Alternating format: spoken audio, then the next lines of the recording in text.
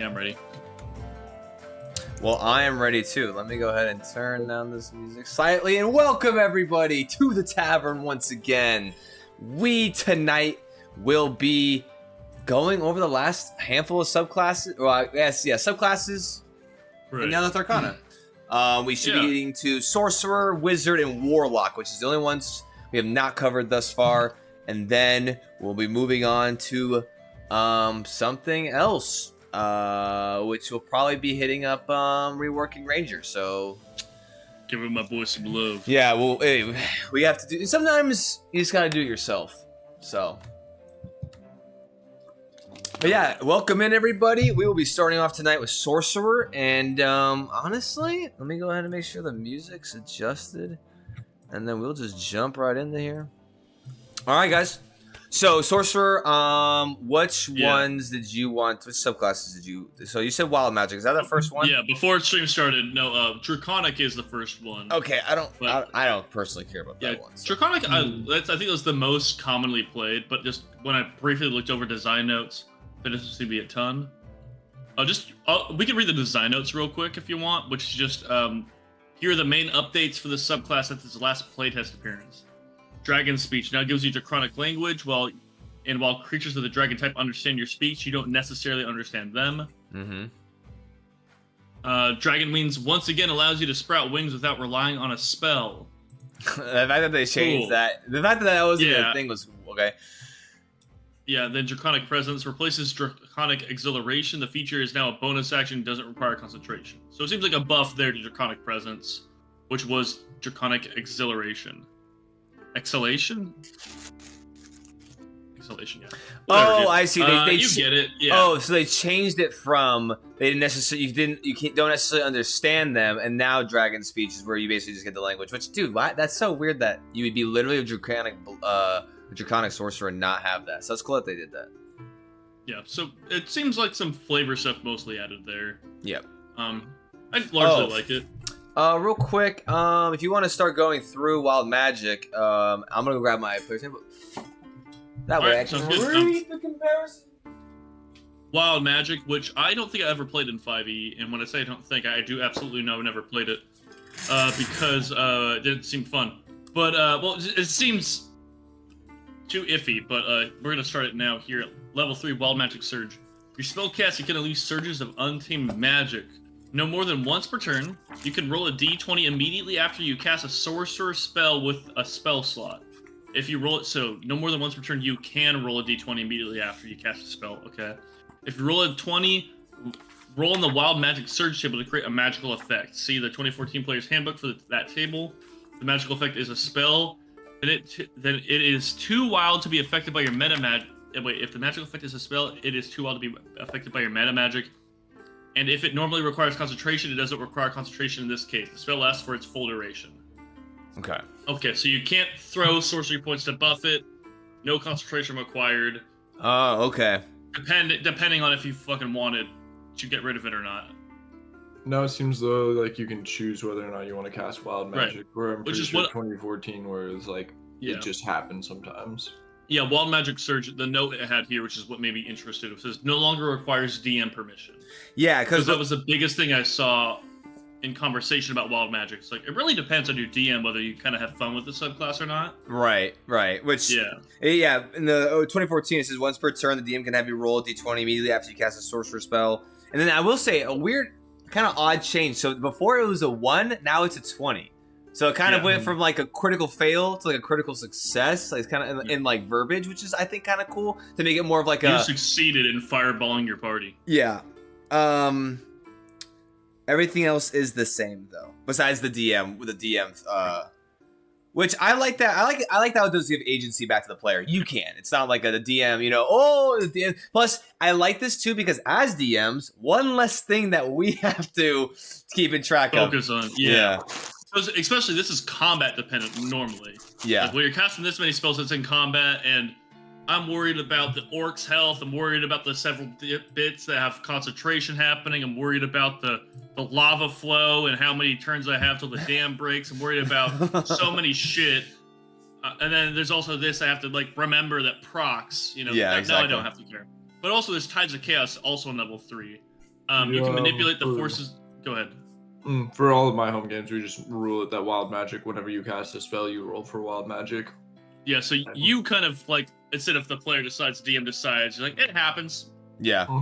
Yeah, you're gonna roll, which honestly sounds like the way it should go, because it's only gonna happen on a 20 or a 1, depending. You know what I would kind of homebrew? I just thought of this. You know what homebrew is? I think it'd be kind of cool, depending on kind of how much your player wanted to lean into it. I would allow a player to kind of lower that, not by like something crazy, but like depending on how much they wanted to really. 3 or higher.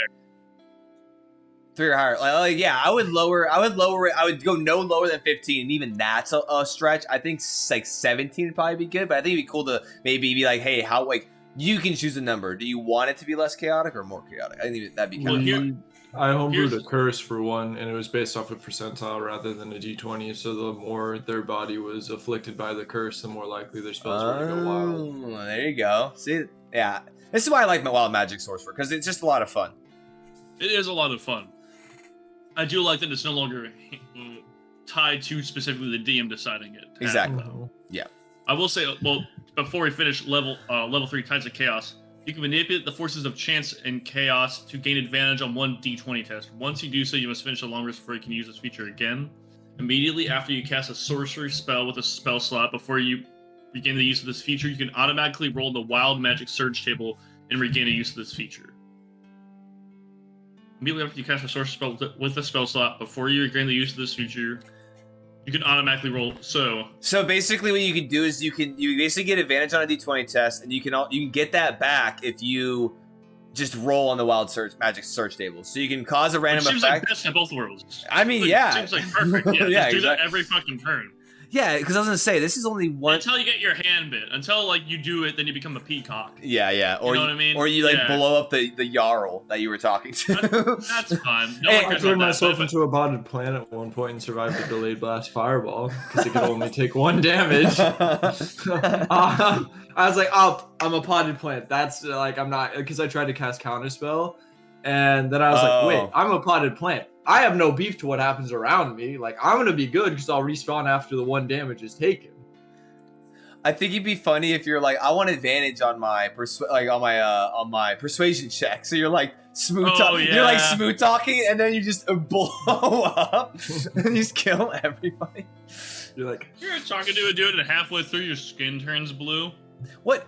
It's like, oh, hold on. Let me see. Is the Wild Magic table in? It is. Yeah, it is. Mm-hmm. I've never read through all of these. I like how the most commonly known one is just cast Fireball on yourself. I think that's like the one. There's like 99 a fat ass table. Well, there's I think there's I think there's 50 or there'd be 50, right? Because it's you 2. You can summon a unicorn at some just sometimes. Same. Dude, one of these is you gain resistance to all damage for the next minute, bro. What? I'm pretty sure you reverse gravity around you off one of them as well. You can take 1 additional action immediately. Dude, it's a win-win. Dude, it's literally a 2% chance you cast Fireball on yourself. It's also a 2% chance you gain resistance to all damage for a minute. I'm rolling those odds. Yeah. Is instant death on that table? Let me go grab my. I don't. You grow a long beard made of feathers. Nice. Feathers too. Hell yeah. Your skin turns a vibrant shade of blue. A remove curse spell can end this effect. I don't think any of them will just kill you outright. You get a 0 and it's just instant death. You get a 0? No, 0 to 1 is roll on this table at the start of each of your turns for the next minute, ignoring this result and subsequent rolls. So you literally can get, if you roll a 1 or 2, you can literally get, you have to do it. I guess with our current rules 6 more times, other like base D&D rules 10 more times. All right, onward. All right, it's a lot, but hey, that's all at level 3. That's all the shit you get in level 3, which I will say seems pretty good. Yeah. Level 6 is Bend to Luck. You have the ability to twist fate using your wild magic. Immediately after another creature you can see rolls a d20 for a d20 test, you can roll your reaction and spend 1 sorcery point to roll a 1d4 and apply the number rolled as a bonus or penalty. Your choice of the creature's roll. So if somebody's rolling a saving throw, you can buff it. If someone's rolling a saving throw and you fucking hate them, you can debuff it. You know, things like that. Or even in this case, because you're reaction. You're using a reaction and a sorcery point, but you can do that, and you know, if the paladin needs to hit, you roll this on. What I really like about this, it's not a big change, but they literally reduced the cost, because in 2014 it was 2 points, now it's 1, and I like that because I think a D4 can obviously skew something like in a very clutch moment, but it's not so great where I think it warrants 2. I think 1 is perfectly okay for this kind of ability. Well, it's like you know, everybody who played Baldur's Gate, you have Shadowheart in your party only so you can keep casting fucking, what is it? Guidance? Cast it every time. Guidance, right? Yeah, guidance. Autocast guidance. This is guidance. You're using a sorcery point instead of it being a cantrip, though. Yeah. Like, essentially, just it's selectively for one thing, but yeah, I think a sorcery point used as a reaction for that immediate thing. That's good, and it's also subclass specific. Yeah, and I do like that it can be a bonus or a penalty.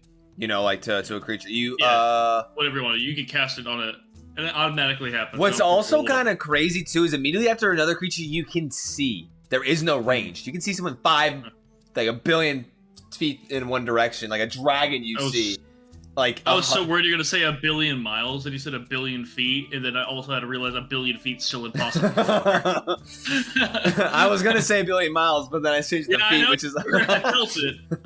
But if you see an ancient red dragon flying off in the distance, and you see it, you could bend its luck. You see him about half a light year away. You can fucking. You're flying worse. Snipe his ass. Oh yeah. Get him. Minus fucking 3 to your flying, idiot. Controlled chaos. But it goes from level 6 to 14. Yeah. So obviously, Sorcerer has a lot of things between there, just on the Sorcerer's base kit. But level 14, you gain a modicum of control over the surges of your wild magic. Whenever you roll on the wild magic surge table, you can roll twice and use either number. Which I like that. It's not choose highest, not choose lowest. It's you roll and you pick. Yeah, that's the exact same too. Yeah. Yeah. I like that. It said the update was for 18. Your Wild Bombardment. Wait, say it one more time. Yeah. The update for the design notes. Didn't say anything for Controlled Chaos, but I do like Controlled Chaos. Yeah. The update's for Wild Bombardment. Oh, okay. Whenever we get there, but I do like it. I mean, it makes sense. You're just getting more control.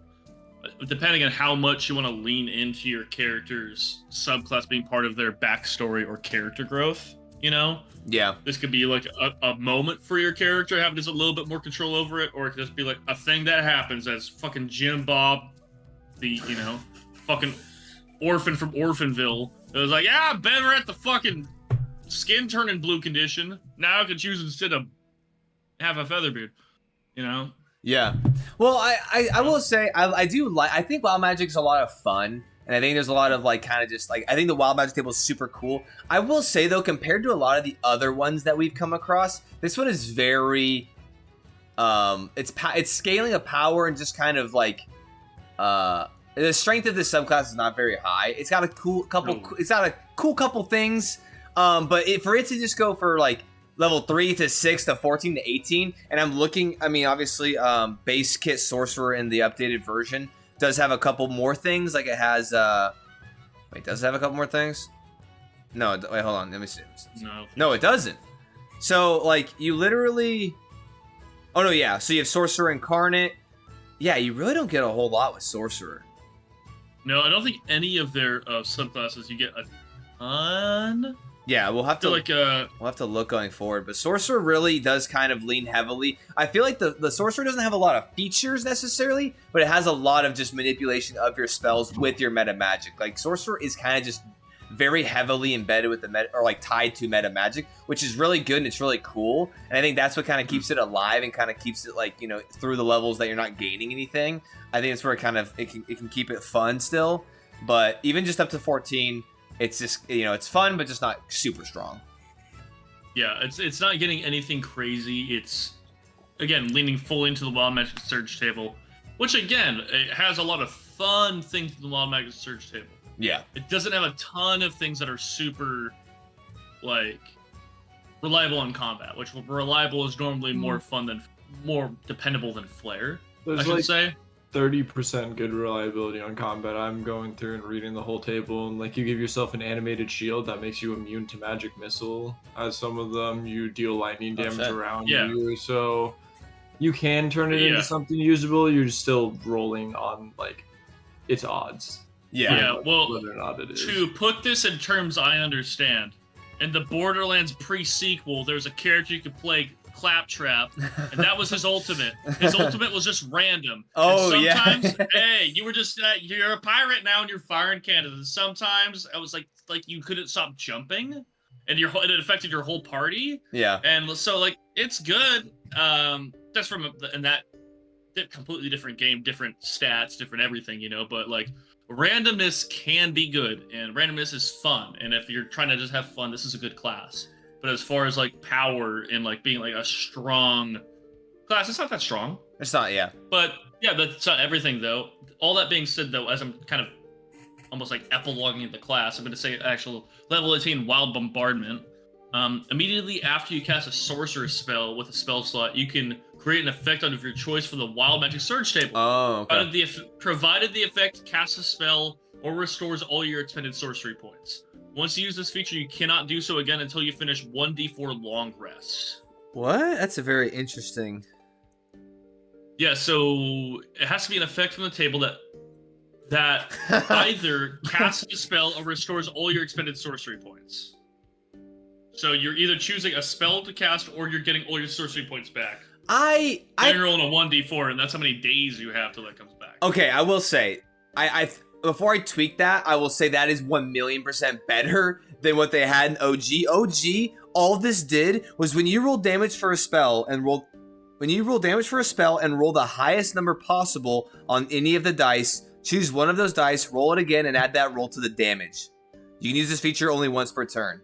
So like, I guess okay, once per turn. Yeah, that's once per turn's better. That's pretty good. But that I feel like Wild Bombardment now is a lot of flavor, and there's a lot of agent. You know, it's a lot cooler and more powerful. I think Spell Bombardment was a good kind of consistent like damage if you rolled those Right. dice. You know, you got those max damage on dice. But I do like how they switched it up and made it lean even into the Wild Magic table. However, I think at level 18.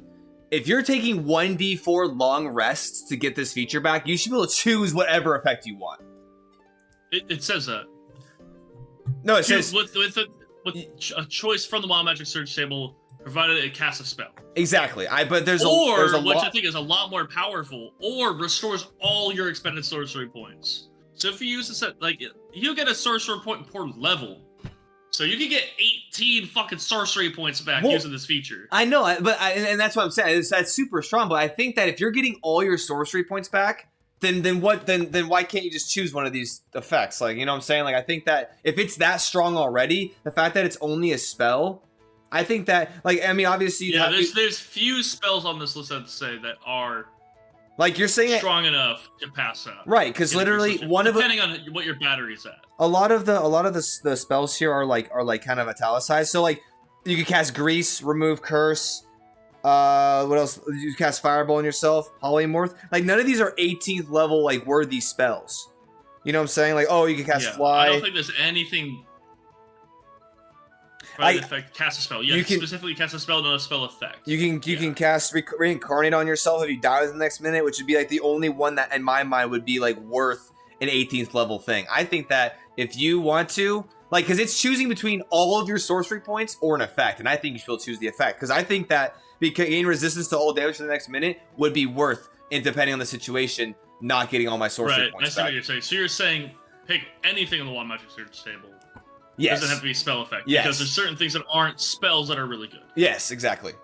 Got you. That makes sense. Yeah. Yeah. Because that's what I was going to say. It says cast a spell. It will cast a spell effect. That way you can argue some of the other magical properties might play in, but it's a Wild Magic Surge table. That means everything anyway. Yeah. You know? Yeah. I think if you're 18th level and it's a choice between all your sorcery points, then you should 1000% choose whatever you want. And I think that just kind of I like that, just that kind of almost that leveling kind of subclass arc to the power scale. Like you're 18th, dude. You've almost pretty much like it's still wild magic, but you've gotten to the point where you can almost harness it to your own, in your own kind of like control, like kind of like wild but controllable way. So, right. I want to say I didn't realize that this is the only sorcerer spell class we were planning on reading. I guess there's only 2. I didn't realize there's only wild magic and draconic. Oh, really? Yeah. Yeah. And we kind of went through draconic briefly anyway. And based off this, it isn't that different. I will say wild magic and tides of chaos make it so you're hitting wild magic more often, which is fun. And that's, in my mind, the point of the class. Draconic is the optimal choice.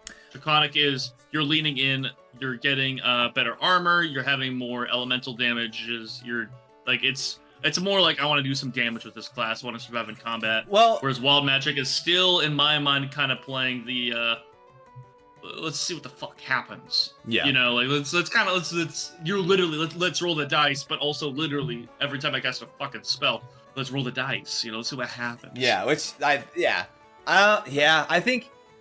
Well, I'm kind of sad because I thought they're made because for Barbarian they added Path of the Wild Tree or whatever, and I think that they should have because I just realized they only have 2 subclasses in base book Player's Handbook, so I think that'd be cool if they should have added one more, but I guess they do state sorcerer subclasses. They have these, and then they say see Tasha's cauldron of everything for aberrant sorcery and clockwork sorcery. So aberrant mind and clockwork soul.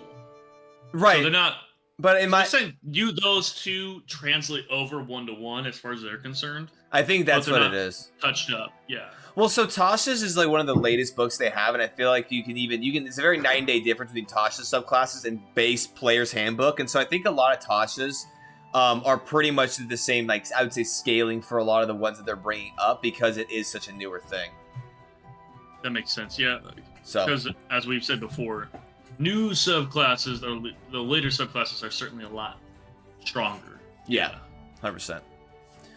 All right, I actually just closed my book. All right, well, I'm good with Sorcerer. Kind of, it's a little unfortunate that they didn't necessarily add a feature or 2 within like the 20 or the 17 levels, but I mean, they tweaked small things that made it a little bit more like viable and more fun. So can't really complain. Yeah. I agree.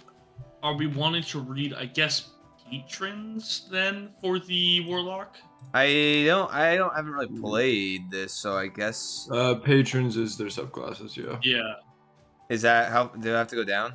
Oh yeah. Okay, You cool. have to go to so the Archfey would be the first one that we start with. Oh yeah. Give me uno momento, but please, whoever wants to start. Which I can read Archfey.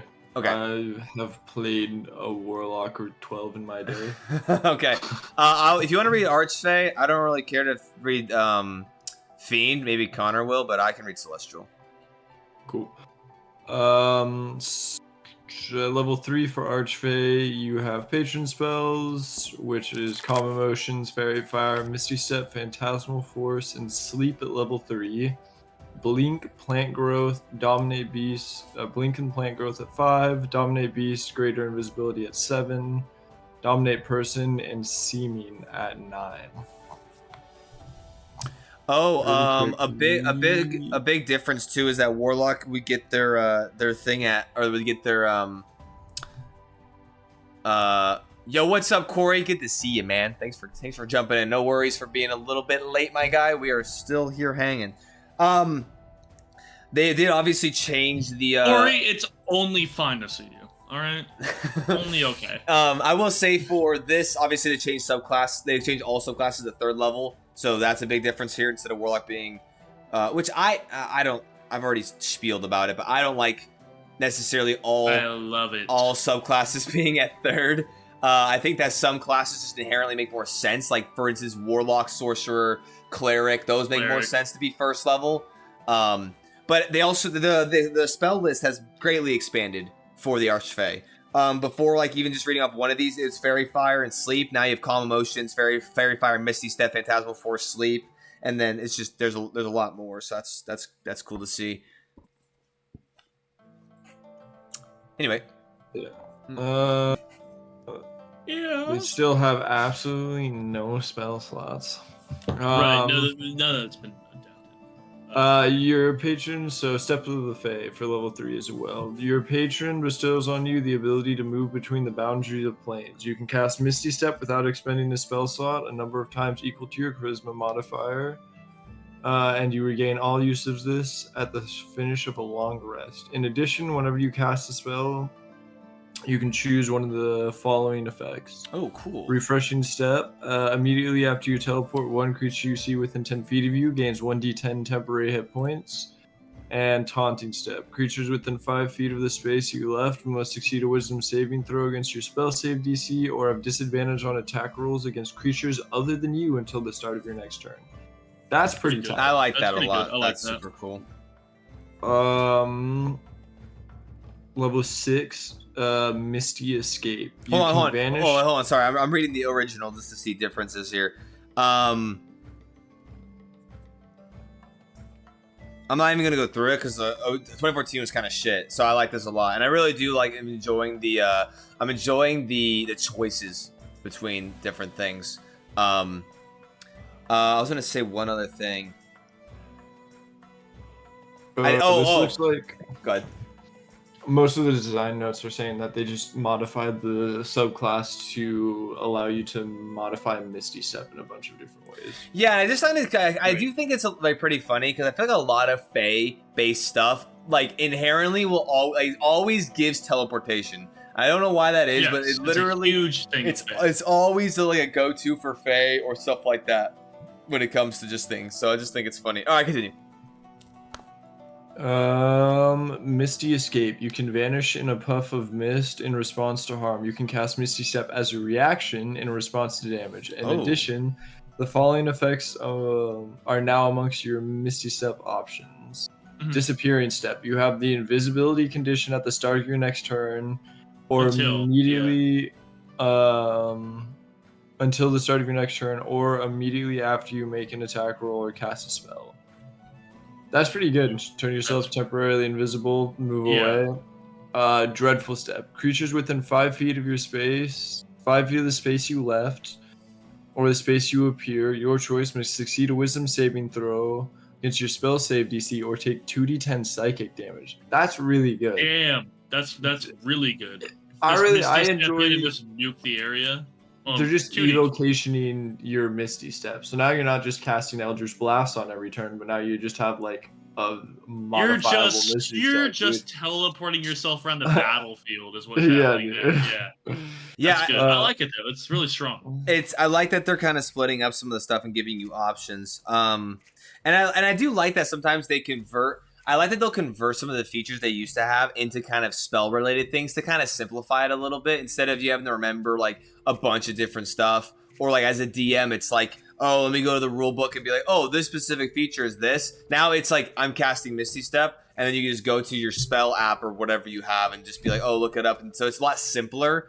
And I like that. I do like that you can. It does different choices, like we said, and I do think it's really good that this. I like that it's based off your charisma modifier, so you can have this up to 5 times, which is really good. Yeah. And Misty Step is already a strong spell in itself. It is, and you can use it as a reaction, which is really well. Hold on, so I will say, so it says upon taking damage or response to taking damage, so you do still take it, right? At least as of right now. Yeah, you're taking the damage, yeah. But you take the damage. Say you get hit once by a dragon, which has 2 claw attacks and a bite attack. You get hit once by the lower of the 3, and then you're out of its range. Yeah, exactly. Which is super good. And then if you're out of its range and invisible, then you're good. Bilingual beguiling. I like bilingual though. That's one of those days. Beguiling defenses. It is one of those days, man. It has been one of those days. Your patron teaches you how to be fair, man, all I've been doing is 3D modeling all day, so my brain is not, it's kind of super. Fan said, now you're requiring me to read? I don't think so. Yeah. No. Yeah. Where are these polygons and why are they 2-dimensional? Why are they 2-dimensional? Why is this equation different? Your patron teaches you how to guard your mind and body. You are immune to the charm condition. In addition, immediately after a creature you see hits you with an attack roll, you can use your reaction to reduce the damage taken by half, and you can force the attacker to make a wisdom saving throw against your spell save DC.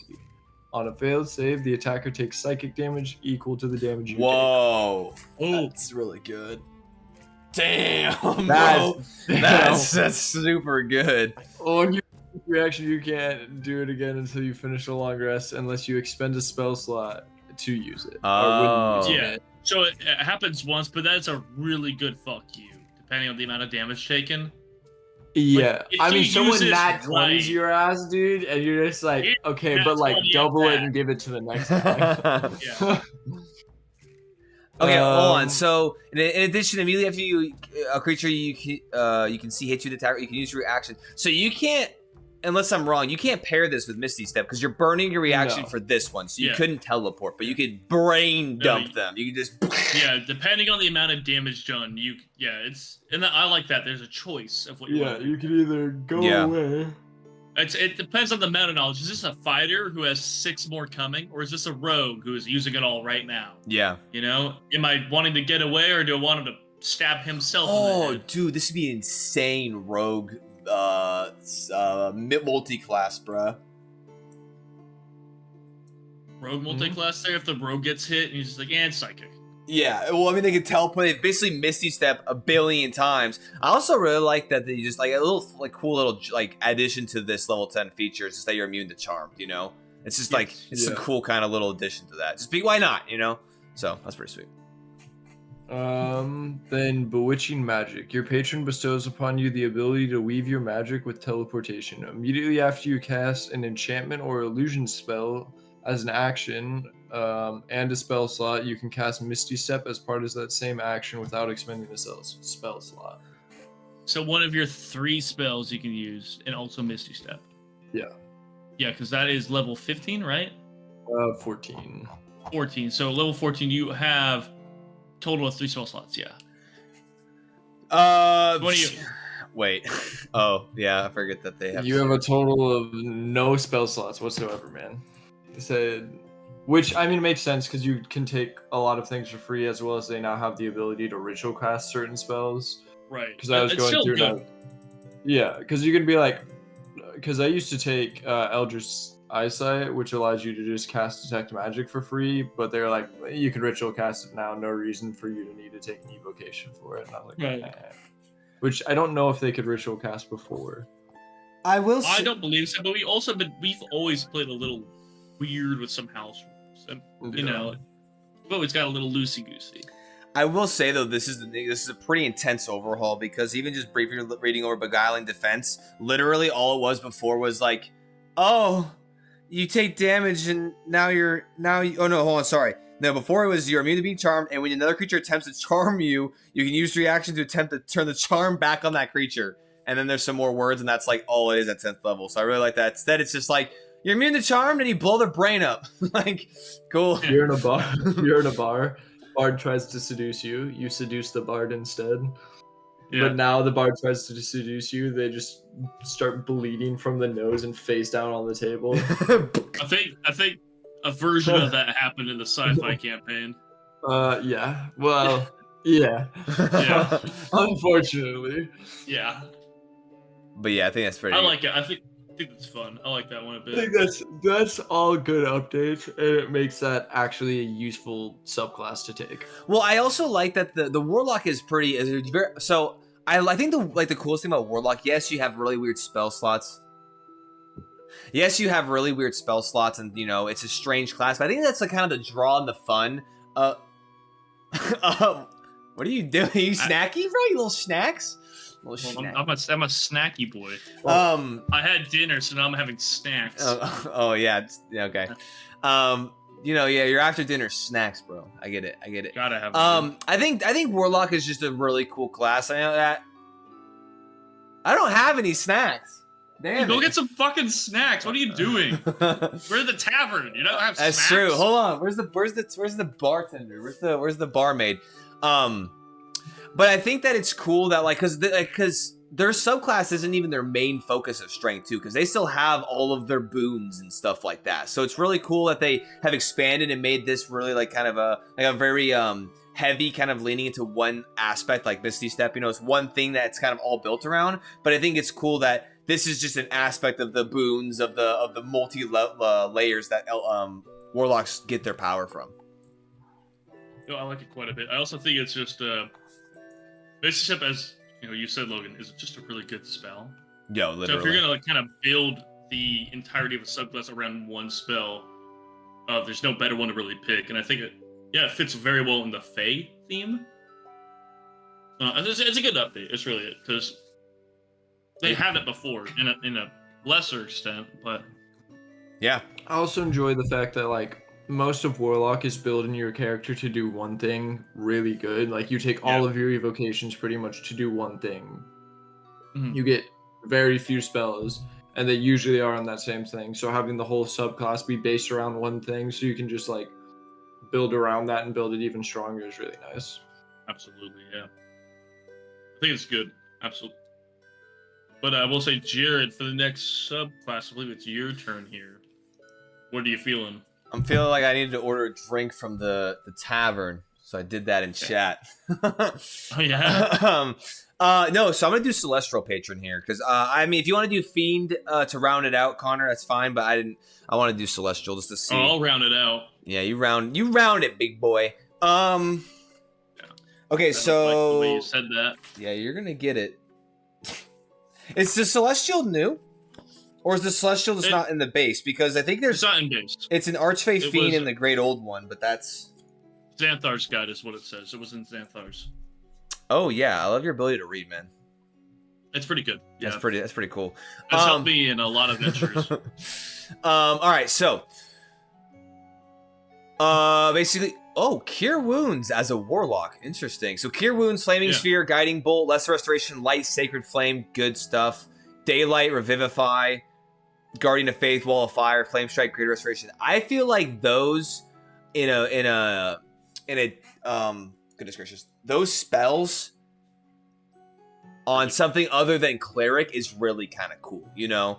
I think, you know, it kind of makes it kind of, you can kind of have a different, like, a different kind of version of a healer or support class with those. That's really good. And then also at level 3, besides your patron spells, you gain the ability to channel celestial energy to heal wounds. You have a pool of d6s that you can spend to fuel this healing.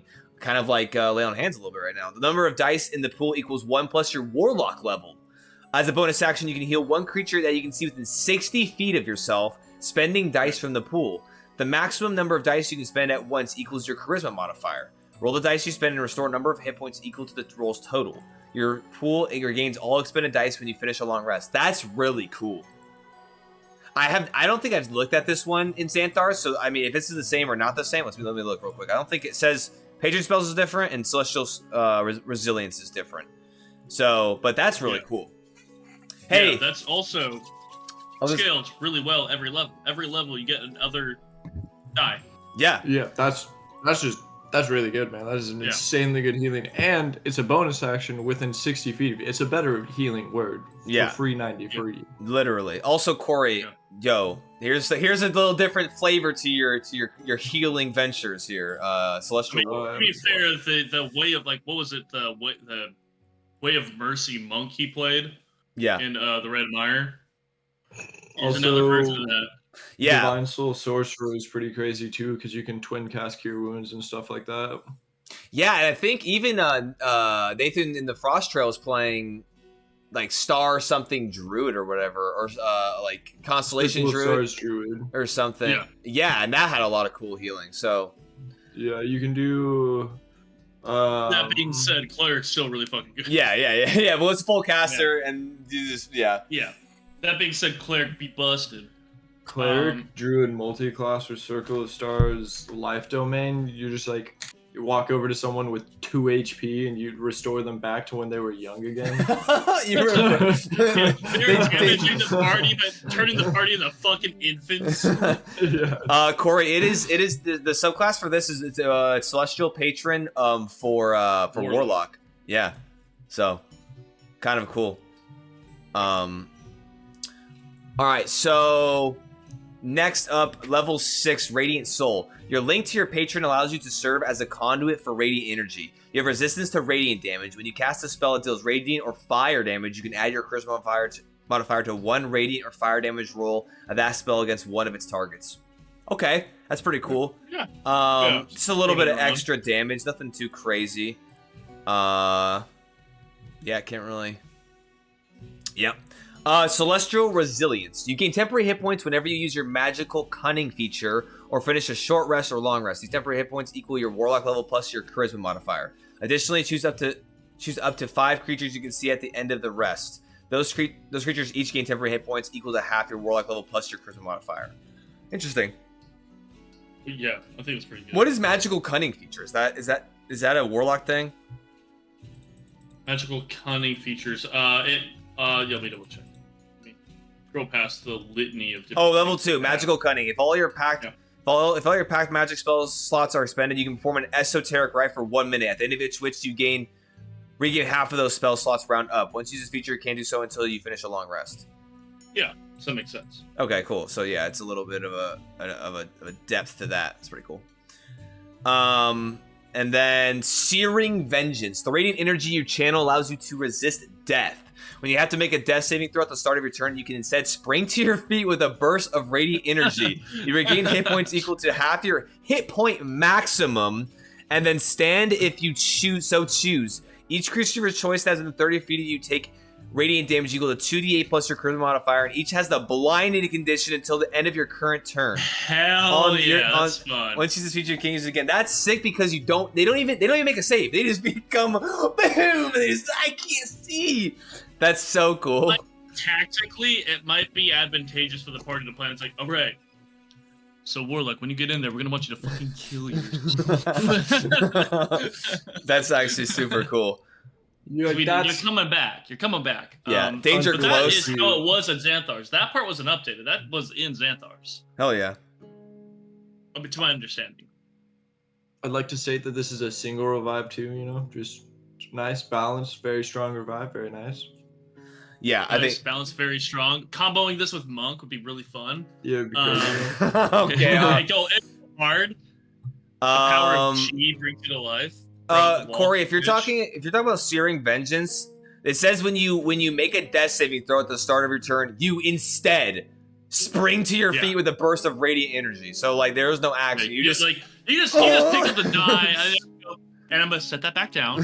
And my total was 54, so we're just gonna make that a crisp 26. And that's awesome. 7, whatever, dude. I like that a lot. I also like that you can choose too. Like you don't have to nuke your friends. You just get up and. I wish you had to. That'd be. And what I think is also really good about this too is that it's 14th level, so it's not like a super high end. It's like it's kind of like like it's a little bit lower on the echelon of end game kind of content. Right. So. And I like that the damage 2d8 plus your charisma at level 14 is not that high.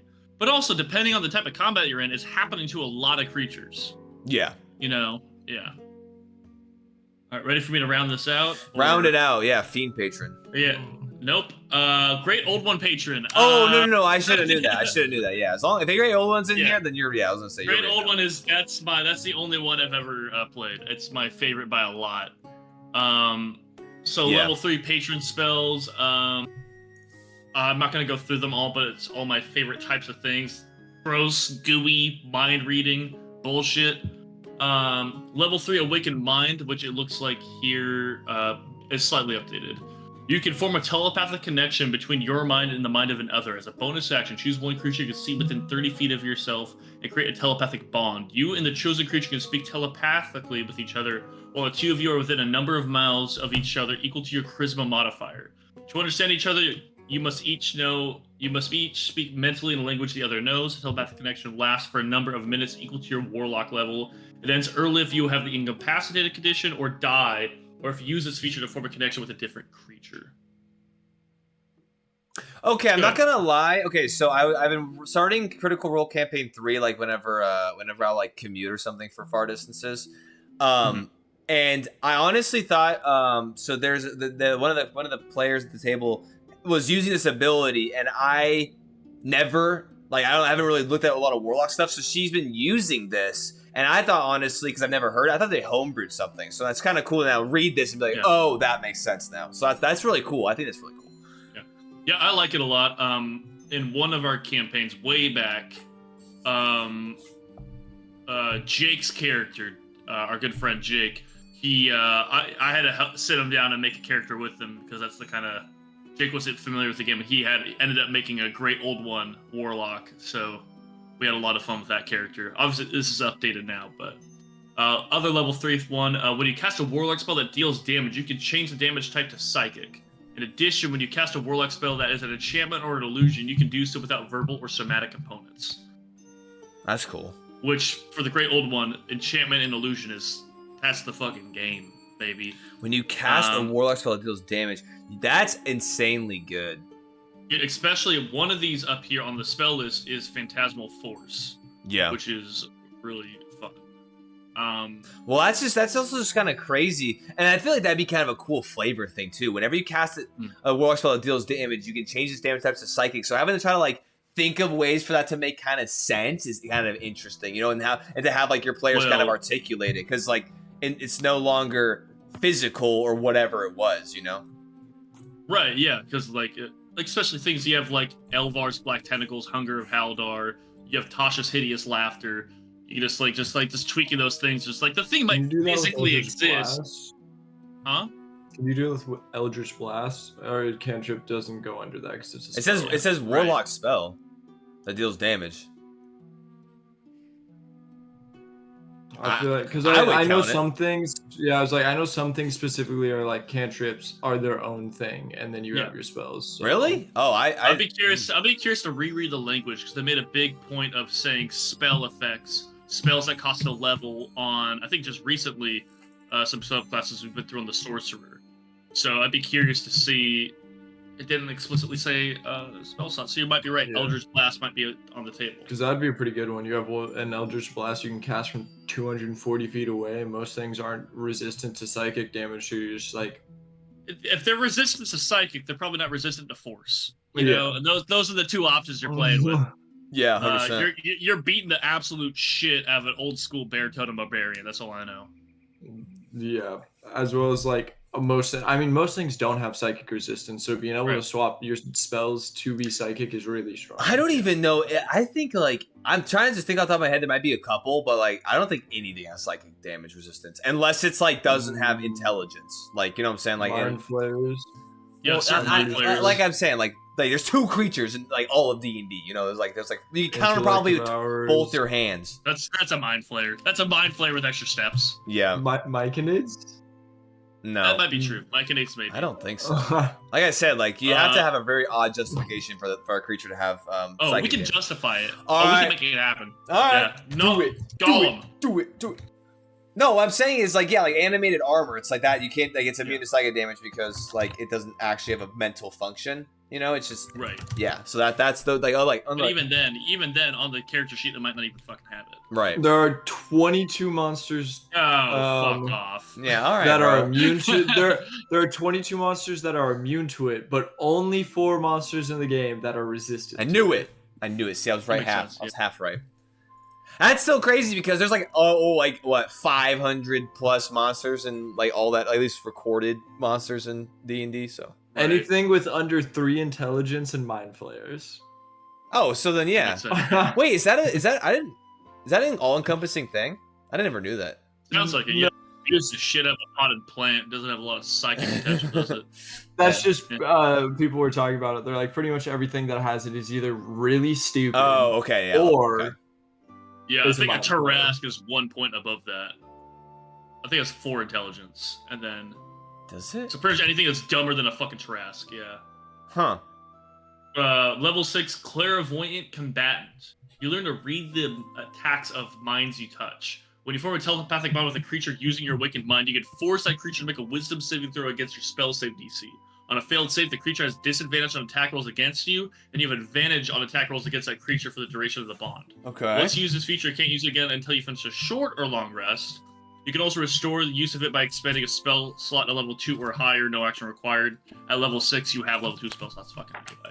That's sick. You have Mystic Arcanum, so you have a level 6 spell slot. Let's go. Yes. Also, Tarrasque have an intelligence of 3. Oh, it is 3. Fuck, really? that is 4. Straight up 3, man. That's crazy. I was off by 1. I overestimated our boy. It's dumb as shit, though. It's a dumb motherfucker.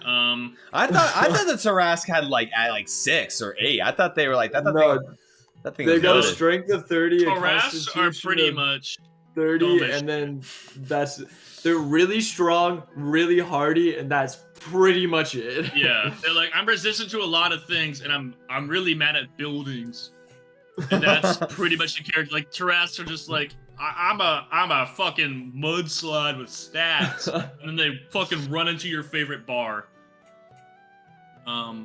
Terras are fun. I never ran a Terras game because I didn't fucking need to. We ran one with a level 21 shot that we did, and we got absolutely clapped by it. Yeah. It literally. You fought a Terras? It rolls a d6, and then on a 1 to 5, someone shoots a spell at it, and it's like, nah, it doesn't affect. The spell literally just doesn't affect it. The Terras? Yeah. Terras Oh, are dang. crazy resistant to magic. And Like, then you they just pretty go. much need an all fighter party using They bows. grab your barbarian, they swallow it, so the only person actually dealing damage is now just taking 16d6 of acid damage per turn. 16d6. Yeah. Oh, shit. And they're blind and restrained. Holy damn. And the Terras is still coming for your favorite bar. Yeah, and it's destroying you your can. hometown. Yeah. Yeah, and D&D lore, they're like Eater of Worlds. They'll just like roll around the places, destroy like realms of existence, and then disappear, and then randomly reappear in another realm of existence. Have a tasty snack of anything in his nearby vicinity, including your favorite bar, and then leave. Like in my campaign, that's the reason why gnomes don't exist. Oh, nice. Specifically, gnome eating Terras. They're like baby Terras that hunt gnomes specifically. Yeah, it's not like a velociraptor. It's just Yeah, it's just a velociraptor that's dumb as shit and has a very specific palate. So in every other community, they're docile pets. Yeah, they're like dogs, and then it sees the gnome, and it's like, I don't know. They're just like, you walk down the street, randomly all of the Terras like turn their head. And you're like, Yeah. oh, fuck, no, All the get pets them out of stored in here. the cellar somewhere. Oh god, that got kind of dark quick in my head. there's an underground I'm society. sorry, gnome apologists. Dude, there's an underground society of gnomes that live beneath the They city. belong underground. I will say, like the dwarves. psychic It's spells long, yeah. for Great Old One was not even a thing, so they just added that for funsies, which is pretty cool. That's pretty spicy. Yeah, That's psychic pretty spells nice. is added in for sure. But I'll say level 10 looks pretty cool. Your thought shield. Your thoughts cannot be read by telepathy or other means unless you allow it. Nice. Straight up. You also have resistance to psychic damage. Whenever a creature deals psychic damage to you, that creature then takes the same amount of damage that you do. Dang, that's so cool. But this time, it's not like we just read where it's like you choose to, or it's once per turn. It's like this happens if they try to do psychic bullshit. To you. You have resistance, so the 10 becomes a 5. Then you both take the 5. That's super cool, and I feel like that'd be kind of a cool thing to have like play out too against like for creatures. Like say you're fighting mind flayers, you know, and they're like, what the hell? No. Yeah. They I come also at you sideways and then just I also really aneurysm. and they blow up. The tentacles start going. I really like that it like unless you allow it, because like what you could do is you could be like, oh, they're prying into your thoughts. You let them in, say some bullshit, and then like cut them out. You know what I'm saying? Exactly. Yeah. It's like that'd be like you like, or you could plant certain things like that's a really cool kind of thing to like RP and use. Yeah. My favorite example of that is obviously Bella Swan when she became a vampire, right, guys? What? What? No. Okay, no one else. Right. Wait, what did he say? The funny thing is, no bullshit. That's how her power worked. Okay, bro, what are you talking about? Yeah, the straight up Twilight books. Fucking the main character, she becomes a vampire. Her power is fucking thought shield because everyone else had psychic powers. So the main character's power is no one could read her thoughts. Oh, okay. Unless she chose for it to happen, and she could extend the shield around. And it's like the most badass power the main character had was to some other power. I'm timestamping that. It says Connor admits you're at Twilight. I've done it so often. It's documented. I've read every book. I've It's watched gonna be every documented movie, again. all right? Oh, all right. I don't care. You already timestamp me screeching. All right. No, I clipped that. Hold on. Can I play it on? Me, baby. Should I play it? Clip Oh, me. I don't have access to necessarily pull that clip up on stream, but I'm gonna figure out a way. All right. Okay. Figure out a way. Add it to the Discord soundboard. Oh, dude, we're level 2. I should do that. I should do that. I didn't even think about adding. Did I just sponsor this? We got to do that. I just looked to my left. You were like, I gotta figure out how to do something. All I see is the soundbar like icon in the corner. And I was like, it's like glowing softly. Like there's light coming through your closed shades on it. That's fucking wild. That's gonna be a new one. All right. Also at level 10 though, they have Thought Shield. They also have also Eldritch at Fist. level 10. Dang. Your alien patron grants you a powerful curse. You always have the Hex spell prepared. When you cast Hex and choose an ability, the target also has disadvantage on saving throws of the chosen ability for the duration of the spell. So you have a more powerful version of Hex. Oh, that's so cool, man. This seems significantly stronger. Create Thrall. That just immediately enticed me. What the hell? Yeah, again, Great Old Ones is by far my favorite Warlock. This is this is so cool. I love it. Super cool. Your patron. So yeah, let's go and get into it. Your patron grants you the ability to manifest a part of itself. You always have the Summon Aberration spell prepared. For this playtest, use the spell in the Tasha's Cauldron of Everything. When you cast a spell, you can modify it so that it doesn't require concentration. If you do so, the spell's duration becomes 1 minute for that casting, and when summoned, the aberration has a number of temporary hit points equal to your Warlock level plus your Charisma modifier. So at level 14, you're dropping an 18 extra hit points on it. Nice. In addition, the first time each turn the aberration hits a creature under the effects of your Hex, the aberration deals extra psychic damage to the target equal to the bonus damage of that spell. So you hex somebody, summon a shadow dog from the Umbral realms, and it just fucking eats them based off the tattoo you put on their fucking forehead the night before, and you have to claim you're a good guy. And you say you're doing this for the kingdom. Yo, what the hell? This is insane. Justifiable war crimes, man. Justifiable war crimes, baby.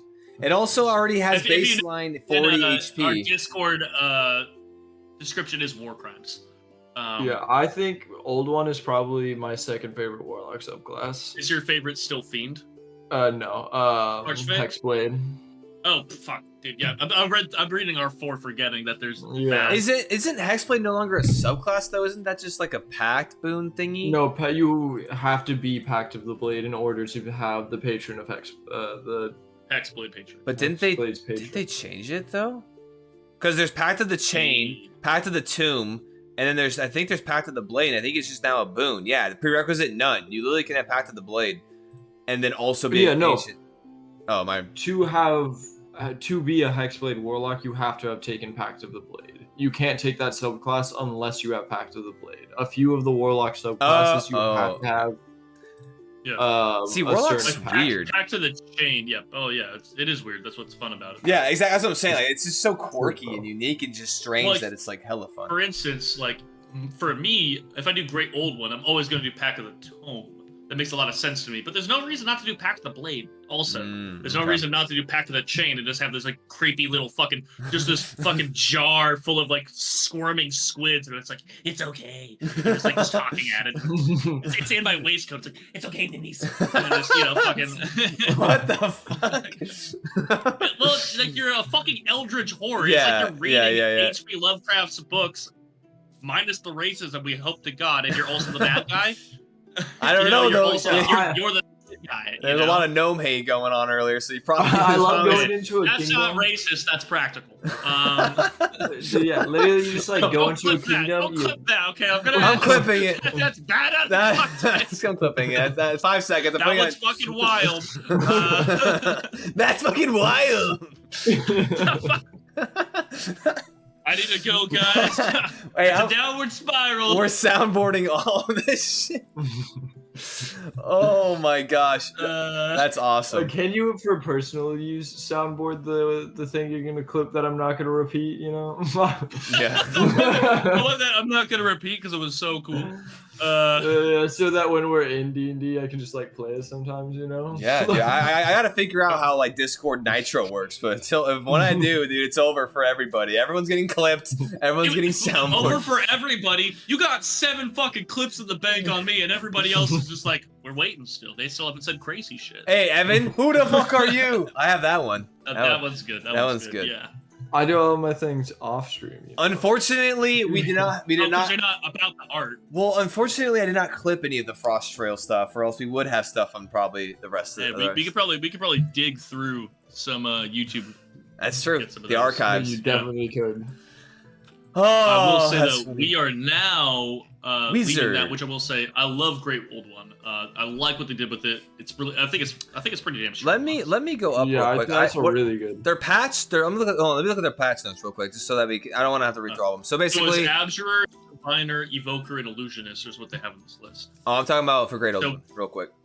Oh no, I was just reading them. Yeah, what Wizard has. Go ahead. Yeah. So, Awakened Mind now lets you create a two-way telepathic connection. That's really good. Clairvoyant Combatant. Yeah, dude. Yeah, Great Old One just only got better enhanced features. So that's awesome. Yeah, I think the only thing is maybe I think the connection, instead of it, I think it was one way, but I also think it lasted longer in the original book. But I think this is far more practical. So even the timer on it being a little bit shorter is good. But that is just from memory, and that memory is about 7 years old. Yeah. It's a lot more. He just leaves. Okay. He said anyway. All right, Wizard. He said them out, but then I was listening. I think okay. So we have. Oh, I do want to read. Okay, is there any ones that? Okay, I just read. No, he just read a Great Old One. Which one do you want to go through for Wizard? I'll read any of them. I don't love the base wizard subclasses. Yeah, the base Wizard subclasses are a little interesting. I like them. I like that they're there because I think it's cool that you can basically just like specialize in one school of magic. I think that's a really cool wizard lore based thing. But when in terms of kind of like stuff, unless they maybe overhaul a lot of them, they aren't super crazy. Doesn't look like it. It looks like they updated a couple things, but they didn't really like change anything major for the subclasses, sadly. Illusionist actually has a few changes for like Evoker. It looks like it adds a few spells. Diviner was Divination Wizard, wasn't it? Yeah, I think so. I believe so. Yeah, that was because Portent. So yeah, Diviner was Divination. All right, I'm gonna read through Abjurer. I'm gonna read through Abjurer just because I've just played an Abjuration Wizard with Braf, so I'm gonna read through this real quick.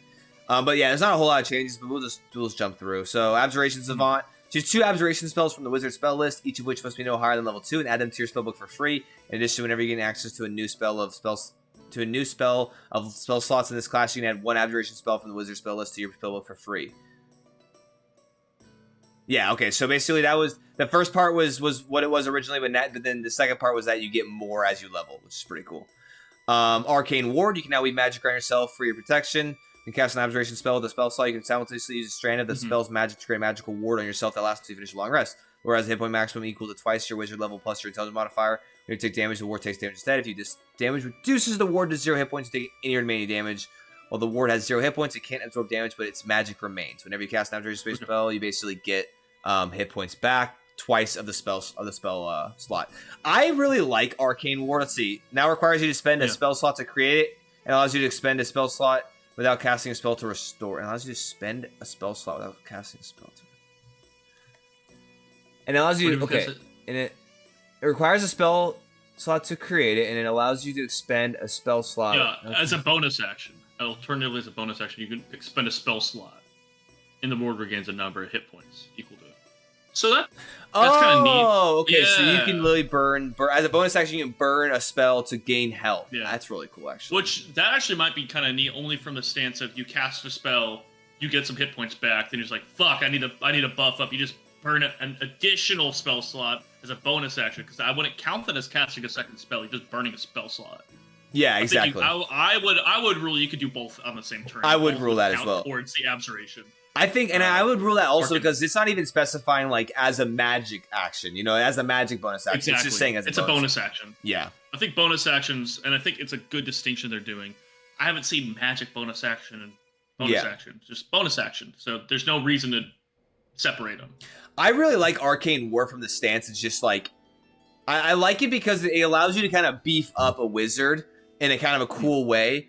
which is exactly why I chose it for Braff, because Connor was threatening to murder all of our characters immediately. So I was like, I gotta give something to this character.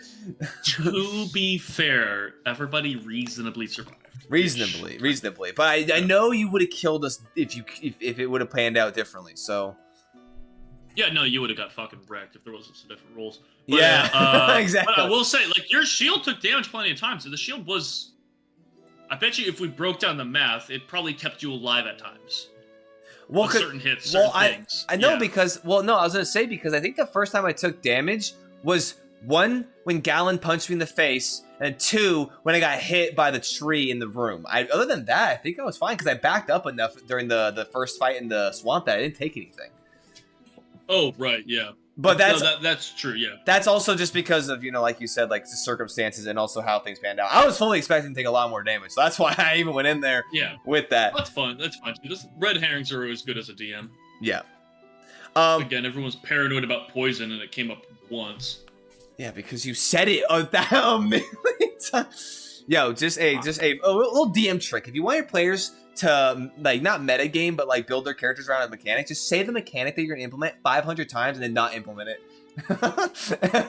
I didn't say it 500 times. I introduced it and y'all got scared, and then y'all said it 500 times and I said okay. Yeah, one of those, either statement may or may not be true, but that's right. The truth is somewhere in between the two, leaning more towards one. But projected ward is nah. Projected ward, when a creature that you can see within 30 feet takes damage, you can use your reaction to use your arcane ward to absorb that damage. If the damage reduces the ward to 0 hit points, the warded creature takes any remaining damage. I really like that. I didn't get it because I was 5th. That's why I looked a little bit Dude, Corey said poison resistance will be absolutely crucial. 100% Connor. There you go. Mods aren't wrong. No, that's all right. All right, get rid of these mods. Get them out of here. Hey, I'm gonna promote him to admin. I don't know if you can do that. I'm giving him more privilege. Promote him to admin. He's gonna remove me from the channel. Spellbreaker. You can always have the dispel magic spell prepared. You can cast it as a bonus. You can cast it as a bonus action, and you can add your proficiency bonus to its ability check. That's really cool. Is that new? Yeah. That is new. Replaces improved abjuration. That's sick. What? That's cool. I don't know where I'm looking. Where's abjuration? Hello? Probably in the right here. Handbook. Okay, yeah, that's a much better version. I like that a lot. And then spell resistance, you have advantage on saving throws against spells, and you have resistance against the damage of spells? Damn, bro. It seems like that is not updated. That's how it was. It seems like. Yeah, it is, but I like I said, I kind of like taking the moment to read through some of these because I don't read every subclass, obviously, so it's cool to just like experience it with the changes and just for the first time. So, Abjuration Abjuration Abjurer is pretty sick. So, I don't know. Right. I don't know whichever. Logan, which one do you want to do? Logan, it's your choice here. I know what I prefer, but I'll land on whatever you don't. No, go for it, because I don't have any of these that I... All right, I played this class a little bit. I like the Diviner a bit. Yeah, that's always a fun class to play. But running into it seems like there's only 2 notes. Divination Savant and Third Eye were updated. Yeah. Starting with Divination Savant, choose 2 divination spells from the wizard spell list, each of which must be no higher than level 2, and add them to your spellbook for free. In addition, whenever you gain access to a new level of spell slots in this class, you can add 1 divination spell from the wizard spell list to your spellbook for free. So the same, yeah. Nice. Same as adds 1 divination spell to your spellbook whenever you get access to Which this benefit replaces the rarely used discount. Yeah. I really like that the wizard has so many subclasses in terms of each school of magic. I think it's a really... I was saying this to Logan when you were away, Connor, but I really think it's cool that that wizards being like the realm of magic of practice and kind of, intelligence, and that they have every single... They took the time to make a spell subclass for every single one. I think it's just really cool. So... No, and it makes tons of sense too, because like especially sorcerers like leaning into the more archaic, or like the origin of where they got their magic, or like what bereaved them the magic, and then the wizards is like Is it calculus or is it geometry? Yeah. Like, which one is it? I don't care. I don't care if you're really good with fucking numbers. What numbers? You know? Yeah. Like, I like that a lot. yeah. Portent, which is the same as before, but glimpse of the future. Begin to press into your awareness whenever you finish a long rest. Roll 2 d20s. Record these numbers rolled. You can replace any d20 test made by you or a creature that you can see within one of these foretelling rules. Or with one of these foretelling rules. You must choose to do so before the roll, which some people mess up a bit. And you can replace the roll in this way only once per turn. Each foretelling roll can be used only once. When you finish a long rest, you lose any unused foretelling rolls. Yeah. That's good, fun, and exciting for everybody. It's just, that's it's super the main strong. thing in my mind. Yeah, it's Yeah. fucking ridiculously strong. It is far enough away from Lucky that most GMs won't ban it, but it is not that different from Lucky. Well, because you can roll a 13 and a 7, and in a way, I feel like you could place these strategically much better than anybody could ever use Lucky. Yeah. I agree. I think it's grounded better than Lucky, and I think it's a more unique mechanic than Lucky, because Lucky's just like, oh, I rolled, I suck, free, I'm gonna do it again. It's like, no. This though, it's like you roll them, and then now you have to figure out where you place them, and like it's ahead of time. It's not like a, you know, I think, and I do like that, and I like that you kind of specified. You choose to do so before the roll. It's not, oh, I fucked up. It's like, nope, 7, take it. I don't know what's gonna happen, but you get it or whatever. Yeah. For me, whenever I use it, and I'm failing to remember strictly what campaign we were playing, but I remembered using it. Whenever I rolled these d20s, I never cared about what I rolled. This was always in the bag for either a party member needed something, or more often than not, fuck you. It was a fuck you roll to somebody. Yeah, you're like, I rolled a 3. Man. Yeah, I rolled a 2, and there's like a few times I roll a d20, and you're like, dude, I got a 2 and a 5. Dude, fuck them. Fuck everybody out here. You don't even know the heat I got in this pocket. You're just ready to dish it out. Hey, you know what this reminds me of? It reminds me of the game that we were playing on the rooftop of your apartment, where it's like, it's the game where you hand them the card when they do something. That's what this feels like. Is when the DM's like, oh, blah, blah, blah, and then you hand them a card, and it's I rolled a 2. Fuck you. Yeah. It's like you have to take that roll. Yeah, it's just like, that's what happened. Yeah. If you want to be hilarious, you can also, and this is part of the shenanigans you can just do in D&D. You just like the bard's gonna go up on stage and just, oh, by the way, you rolled a 3. You know, just good luck on your performance, dipshit. Have a good performance. Pats him on the back. Yeah. Anyways. And the thing is, too, you play that into the role playing a little bit. So, like you get reassurance from the divination wizards. Like, I don't know if I think I gotta cancel the show. I think something really bad's gonna happen. Yeah, I also like that it's a creature that you can see. Kind of back to what we were saying earlier, where as long as you can see it doesn't.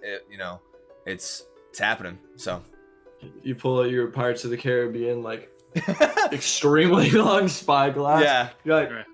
I don't know what that dude's doing, but he rolls a 3. Bro, hey, you send in your divination wizard to make an assassination attempt on the Jarl, and you're like, oh, he's walking on the stairs, natural 1, breaks his neck. All right, let's get out of here.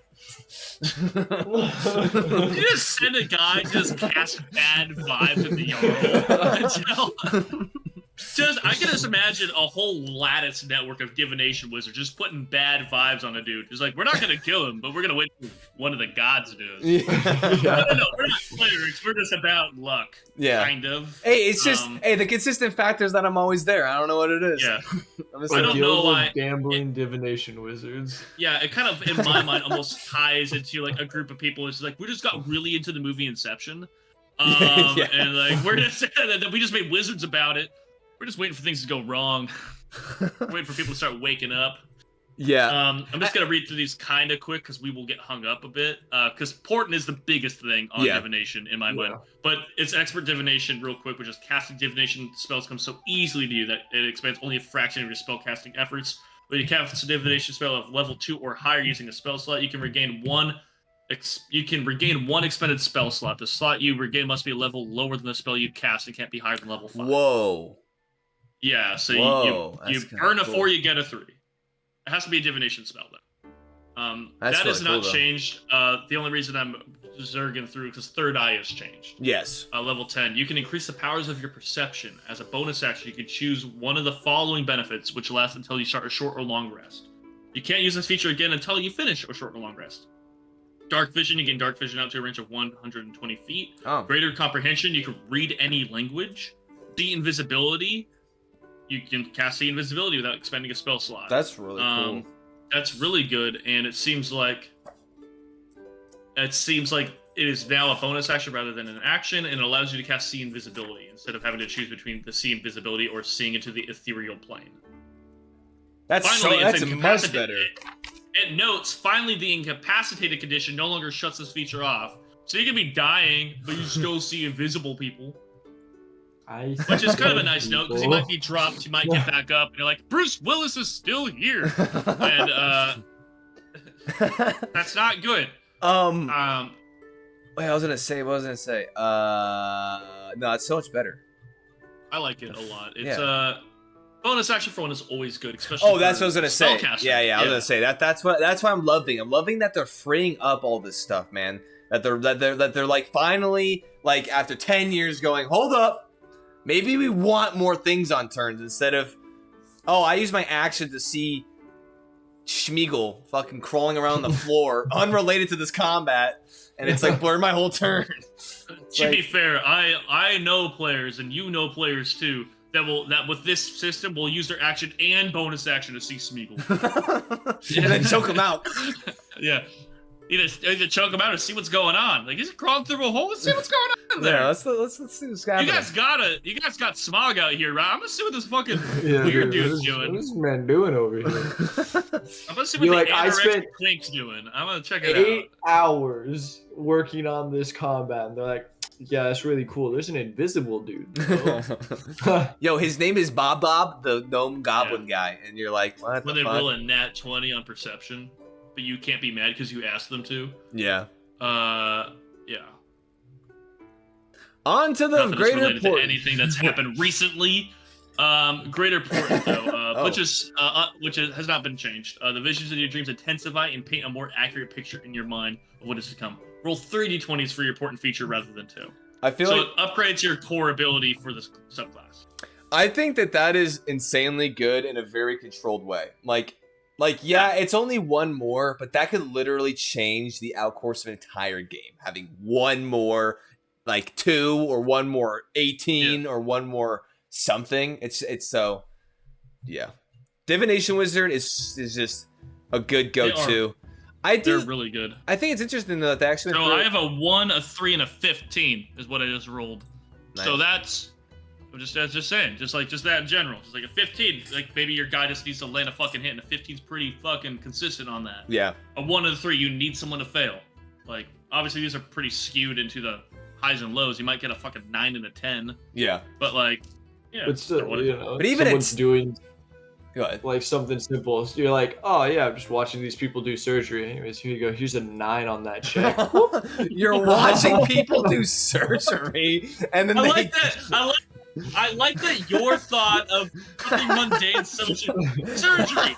Yeah, you should do less than average on surgery. Your proficiency should fucking cover it. I think like, this is going back to the whole assassination thing, where it's like, oh, we're not gonna kill him directly, but we'll kill him in other ways. Just if the divination wizard wants to be in the observation room of the king's surgery, kill him then. Just fucking ice him, because he's gonna be like a 1 and a 2 on triage. All right, I'm done. We're good. I think it's interesting kind of for them to also change all of the names. Instead of Divination Wizard or Abjuration Wizard, it's like Abjurer, Diviner. So it's interesting changes as well for those things.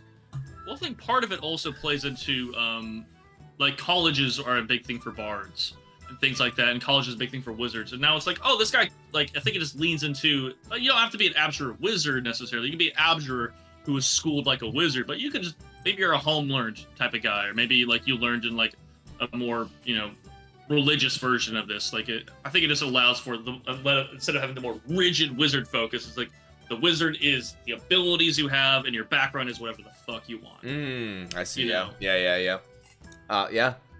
That's facts, my guy. All right. What are you doing, Logan?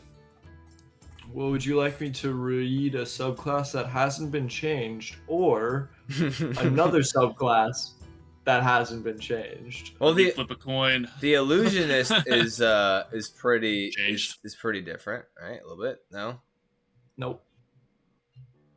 They changed things down to a bonus action. I mean, I'll go. I think Illusionist has more than evocation. I read Illusionist because it has more, and two, I've never actually read through all these, and so I'm really curious about what an Illusionist would be. So, so level 3, improved minor illusion. You know the minor illusion cantrip. If you already know this cantrip, learn a different wizard cantrip of your choice.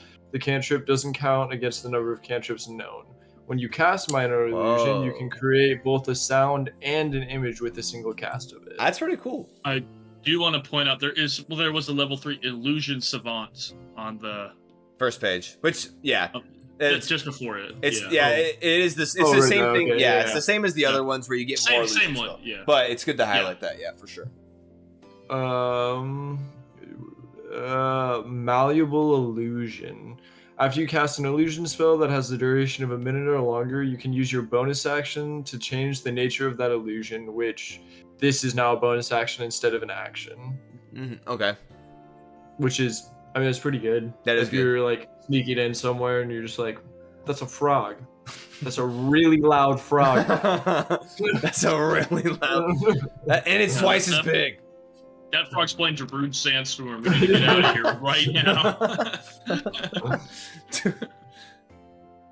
I mean, I just want to go back though. I feel like minor illusion being able to create both a sound and an image is kind of insane. Like that's really good. Really loud frog, man. I feel like one of the biggest drawbacks for minor illusion is the no noise. So that being the case that you can do that because that's a cantrip. So I don't. Yeah. So that's and then malleable illusions where you can change it. Hold on. So it has a duration. Malleable illusion. I don't believe you can. After you cast an illusion spell, it has a duration of 1 minute or longer. You can use bonus to change the nature of that illusion. Use the spell provided you can see it. Yeah, you can. Wait, what is? Yeah, but I don't know if minor illusion lasts a minute. I think it does. It must. It has to. It does. It has. My God. It lasts 1 minute. Oddly enough. Yep. Same. Clip it. I'm clipping it. If you clip that shit, you throw yourself in there, buddy. No. If you clip just the singular words, actually clipping just a singular word, same. It's not. Yeah, but it was the fact that you came up out of the ether. It said same. Illusionary self. You create an illusionary duplicate of yourself in response to danger. When a creature makes an attack roll against you, you can use your reaction to interpose the illusionary duplicate between the attacker and yourself. The attack automatically misses and the illusion dissipates. Once you use this feature, you get it back at a short or a long rest, or you can restore it by expending a spell slot of 2 or higher. I love the conversions. We love that. I love that. Love For that. everything that I've seen thus far on our subclasses that has been like in response to danger or response to a weapon attack, this is the one that immediate made me think of a squid inking. Yeah, almost. And then it's like another you shows up and he goes, ah!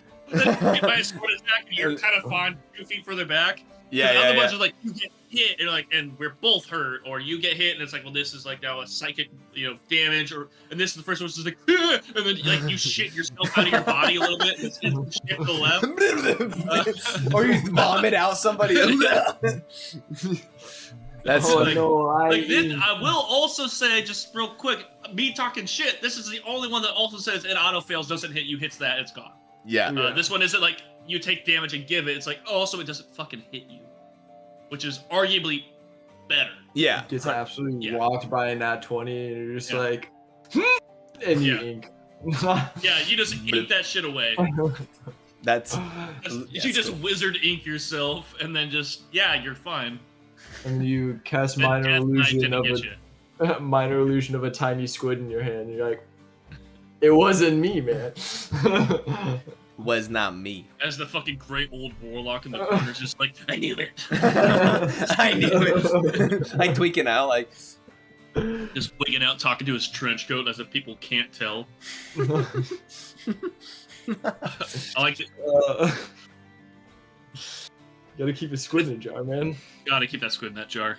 If he gets out, the world does end. Or better yet, what if you had 2 halflings, but the one halfling was actually the Great Old One, and the other one was so one's the patron, one's the warlock, and so every time you speak into the thing, you're speaking to the lower half of the silhouette, which is actually your patron. So I like the fact that in this idea, not only are you borrowing from the Three Kids in the Trench Coat a little bit here, but also like the bottom half that's supporting everything is the patron. It's just like, fuck it, field trip. Yeah. Like, where do you go, buddy? I'm allowed in your chest. Let's run around. Let's see the world. What do you want to do? Anytime you get down, your lower half is just gone. Yeah. When you go to bed, you just wake up in a very damp room with esoteric writing on the wall. It's like, Jim, what are you gonna do? It's like what? Yeah. Someone casts see invisibility, sees under your trench coat, and it's just the silhouette of your face. No, that'd be great. Yeah. Somebody casts True Sight and sees just tendrils and tentacles Dude, like flapping around the bottom of the trench coat. that'd be and so just awesome. they're ordering a beer, just like it's fucking Friday. That'd be awesome. Yeah, they're permanently like not like they're invisible or like not like whatever it is. Only True Sight can see them. But yeah, you're just floating around. But it's like some eldritch horror creature from the abyss that carries you around.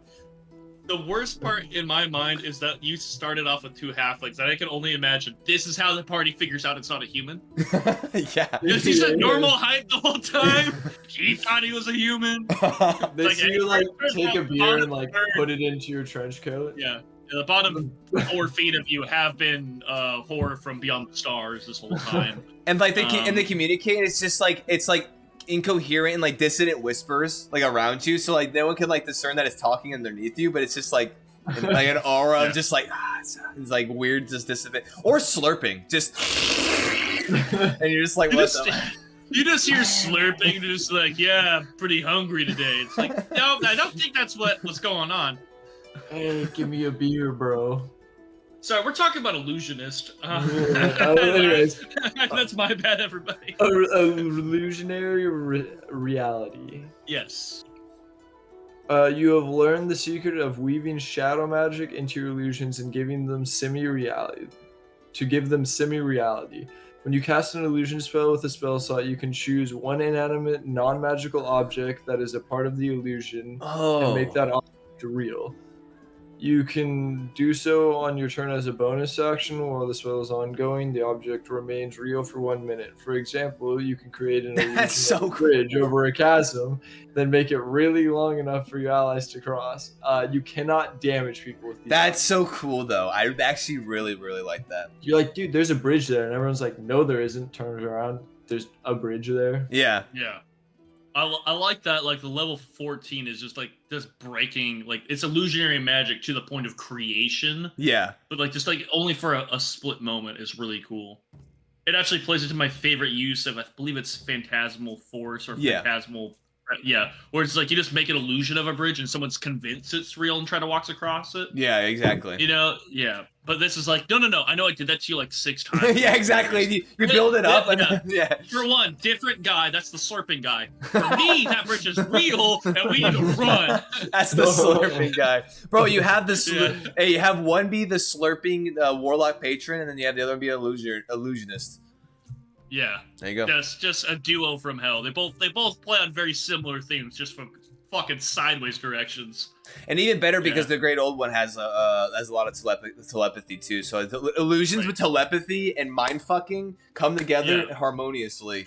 Yeah. One's messing with your actual higher functions in your mind. One is just like tricking your vision and senses. Yeah, which is one's affecting your world, one's affecting your brain, and both of them are kind of assholes. And they're both We're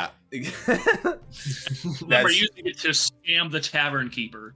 Yeah, all of this is just to make your bard fail on stage. all of this is to make him fucking eat shit playing Wonderwall. Stage wasn't even real, fucker. Bro, the tavern's not real at all. It says one inanimate, non-magical object. You can make a tavern real for a minute. If the DM is gonna rule, that object is a whole ass tavern. Hey, greater illusion. I'm okay with greater illusion. It ain't a bad illusion. I'll tell you that. Greater I would have just made the tavern a mimic. Oh You shit. greater illusion a tavern. As soon as the illusion ends, you have a bunch of people inside. It's just a meat grinder. They just like fall down from the. 18th level, you have access to 9th level spells, bro. The illusions that you can do are fucking no bounds. I wish this tavern was real. 9th level Yeah, illusion. It's just a wish. crazy illusion. Dude. I wish this tavern was real. Yeah. That's awesome. Hell yeah. Well, that's it. We did Yeah, it. it That is. made it through. I was surprised. I guess I expected it a little bit, but the spellcasters weren't as dense subclass wise, which makes sense. Obviously, they have all the spells to draw from. Exactly. But that being said, all of them are really good. Like all of them are pretty strong. I think the Warlock in particular, when you tie in the evocations, the subclasses, the pact features, all that shit, the Warlock still remains pretty strong, but also like niche still in how it plays. Yeah. You know what I mean? Well, and I'm glad that you said that because obviously we didn't go over earlier playtests, but I did watch some videos on earlier playtests, and they were massively trying to overhaul the Warlock to be almost a half caster, almost a full. Like they're going back and forth on half caster, whole caster, changing how Warlock fundamentally played. And I'm really glad that they kind of just went back to the roots and expanded on it and made it different, but still brought it up, because I think that Warlock is cool. That you don't have a lot of spells. Your spells work weird because they're all one level and stuff. But it is a really just fun and just cool thing to do. Because if you really want a full caster, play a sorcerer, play a wizard. But people who want to play a unique and quirky and weird and fill in the blank like spellcaster, like Eldritch Knight and Warlock and stuff like that, where it's like it's a lot, it's dumbed down, but it enhances a different component of the game. Yeah, and I think that's part of it too. It's just, and I think some of the things they did, especially with invocations, changing a lot of the wording on it, they've done a really good job with. Yeah. Now you don't have to take Eldritch Blast. It still is optimal, but a lot of the things that buff specifically that one cantrip can buff multiple things. They can play into a lot of different things there. So you don't have to do Eldritch Blast every time now. You might be able to different depending on the wording. Toll the Dead or Firebolt might tie in with a lot of those invocations. Yeah. There's more options now instead of like, it's your turn, what are you gonna do, buddy?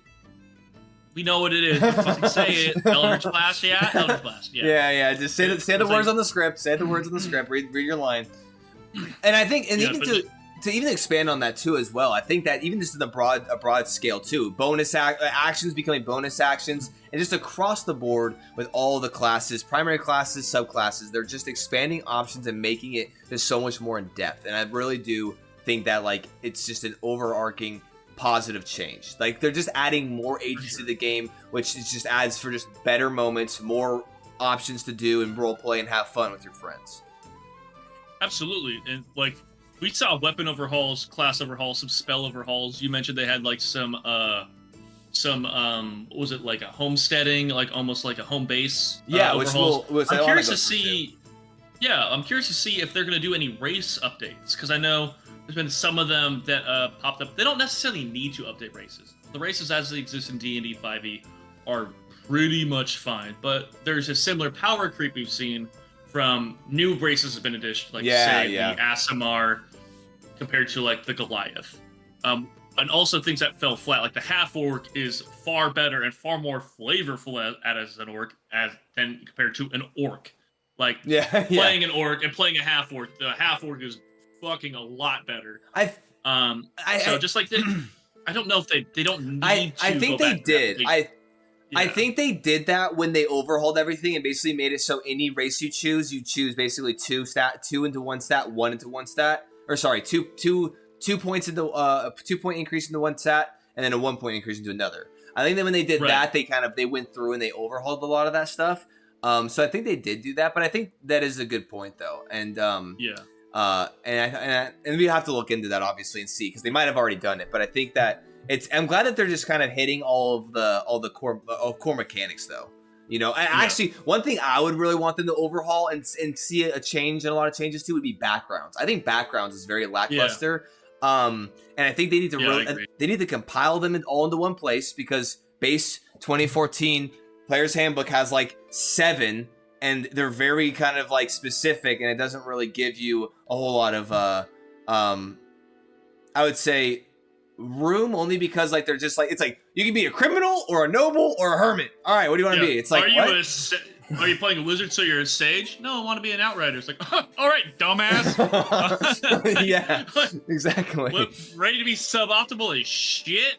That like, yeah. But since we're on that, I mean, just as a quick plug to like what I do, I find that it's a lot of fun to kind of just like, hey, choose like what like homebrew whatever you want, homebrew a background. Like I've just been like for me like in recent kind of starts to some of our games, I'm like, hey, you want to be a pirate? Like you choose a word that summarizes your backstory. Let's go and choose 2 or 3 proficiencies. Choose maybe a language proficiency. You can like I like to homebrew it because I feel like I mean obviously this is a really good starting point for new players. It helps people kind of get some ideas, but for me, it's like once you have veteran players, you can basically just be like, let's just homebrew a background, choose some stuff you like, choose some skills that you can have. Let's and so that's what you can kind of do with more seasoned players. But I think they need to overhaul backgrounds so that those kind of newer people picking up D&D have more options and it kind of could tailor a little bit better. No, for sure. I think because I know like the arc that we had to postpone. Yeah. Like you and I, we got together. We kind of brainstormed background for my character, which is going to be a lot of fun. We always we keep mentioning on the stream the Star Wars 5e, and part of it is their backgrounds, the way they do it is unique, and I like the way they do it. Part of it is they have auto feats that are given, but aside from even that, which is a balancing thing, depends on the system you're using. They have it's a pretty expansive list of things your character gets. I constantly bring up Andrew's character. I hate a lot because he has the mercenary background, and in that game, part of one of its core features of just a background is if he sees a decal, he has reasonable knowledge of what that mercenary company is, their leaders, and a bunch of like really good details. And it's like shit, like. I'm used to it now, but I like to poke fun at him. It's like, God, it's like you make my game so much more complicated because I need to know what's happening. Which I don't love all the time. But the part of me saying that is Star Wars 5e is good. There's a lot of other systems that are related to 5e, just small changes that if you like looking at other systems, always find things that work better in other systems and find a way to port them in. Yeah. Like D&D is a really good framework. And if you're not satisfied with something, there's almost always a very easy plug-in for something else. Also, the internet's always your friend to change things up, especially for backgrounds. Yeah. Just type in new backgrounds of D&D / fucking Reddit. I was gonna say Reddit. 1,000 options. Reddit. And I mean, just because people just post so much shit on there. You're gonna get a bunch of tables and a bunch of websites and such, but also more importantly, you're gonna get tables on how to do it, but you're also gonna get ideas to do it yourself. Yeah, I think.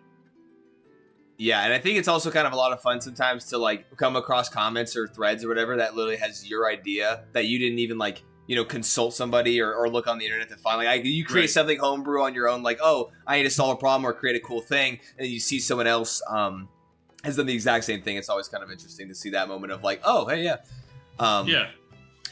But to kind of wrap this up, let's go. Okay, so what were y'all's favorite main class changes, do you think? And then subclass. And then subclasses, whether they're new or changes or whatever it is. Connor, go ahead. I wanted to be very sarcastic. I think, okay, so I will say main class changes. I won't say the same thing with the subclass.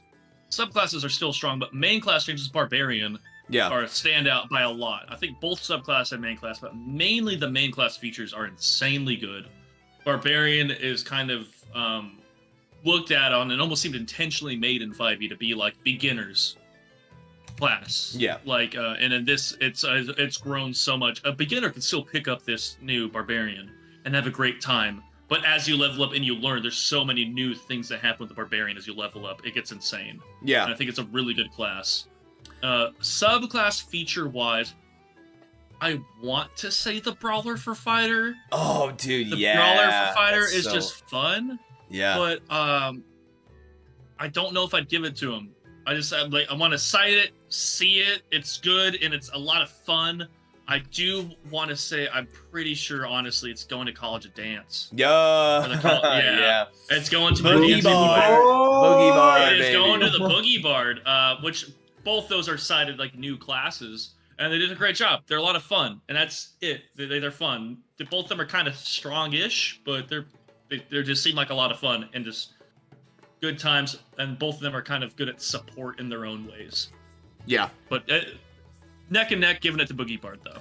I agree, and I think I do like how D&D or Wizards of the Coast have kind of taken some of the kind of small little things people made, like for instance, Barbarian being able to use strength as the intimidation skill. I like how they massively incorporated that with the whole like rage will allow these certain stats you can use strength then on, like stealth you can use your strength mod now if you're raging or whatever, like those kind, like that's just kind of overhaul. I definitely agree. Barbarian was yeah, so cool.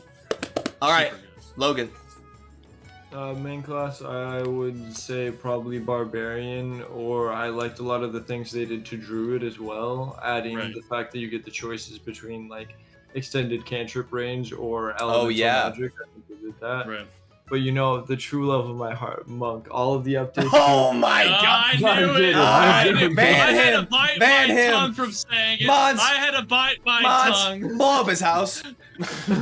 Mons, find his house and blow it up. Obama, airstrike. Thank you. No, I like Druid, and I also like the update to Sorcerer for their Sorcerer Rage as well. That's another really nice one. And then Subclass.